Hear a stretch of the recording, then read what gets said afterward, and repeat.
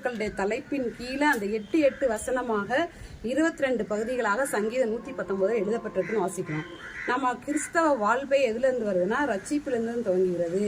சங்கீதம் 119 41வது வசனத்துக்கு மேல பாத்தீங்கன்னா, கர்த்தாவே உம்முடைய வாக்கின்படி உமது தயவும் உமது ரட்சிப்பும் எனக்கு வருவதாக. இங்கு சங்கீதக்கான ரட்சிப்பை பற்றி சொல்றாரு. இந்த வசனத்திற்கு மேலாக ஒரு எபிரேய எழுத்து எழுதப்பட்டிருக்கிறது. அந்த எழுத்தை பார்ப்போம். நான் என்ன சொல்றேன்னா, அல்பபெட்டுகள் வந்து ஆலஃப்ல இருந்து துவங்கும். ஆனா நம்ம இடையில இருந்து தான் எழுத்துக்களை பார்க்க போறோம். அதனால இந்த 119 41வது சங்கீதத்துக்கு மேல ஒரு எழுத்து எழுதப்பட்டிருக்கிறது. அந்த எழுத்து வாவ் என்று சொல்லப்படுகிறது. இந்த வாவ் என்ற எழுத்தை எப்படி எழுதுன்னு சொல்லி எழுதி காமிக்கிறேன் பாருங்க. இந்த வாவ் என்ற எபிரேய எழுத்து. இந்த வாவ் என்ற எபிரேய எழுத்துக்கு 2 அர்த்தம் இருக்கிறது. ஆணி, கூடார ஆணி. ஏன்னா அந்த ஆணியின் மூலமாக தான் நம்ம ரட்சிப்பு கிடைக்கிறது. ஏன்னா எகோஷுவானா ஏசுன்னு அர்த்தம். ஏசு சிலுவையில் கைகளால் ஆணிகளால் அடிக்கப்பட்டார். அந்த ஆணிகளால் அடிக்கப்பட்ட அந்த எகோஷுவாவை பார்க்கும்போது தான் ரட்சிப்பு வருகிறதுன்னு நம்ம பார்க்குறோம். அதனால அப்போஸ்தலர் 4:12 பார்க்குறோம், அவராலேயே அன்றி வேறொருவரால் ரட்சிப்பு இல்லை, நாம் ரட்சிக்கப்படும்படிக்கு வானத்தின் கீழங்கும் மனுஷர்களுக்குள்ளே அவருடைய நாமமே அல்லாமல் வேறொரு நாமம் கட்டளையிடப்படவில்லை என்றான்னு சொல்லி பார்க்கணும்.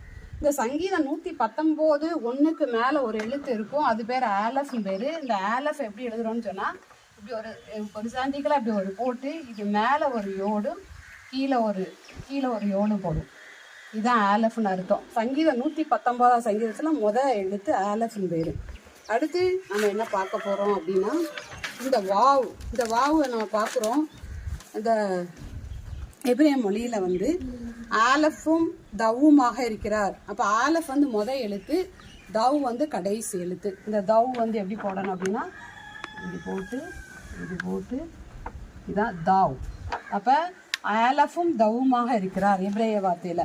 கிரேக்க வார்த்தையில பார்க்குறோம், நாம் அல்ஃபாவும் ஒமேகாவுமா இருக்கிறான்னு சொல்லி பார்க்குறோம்.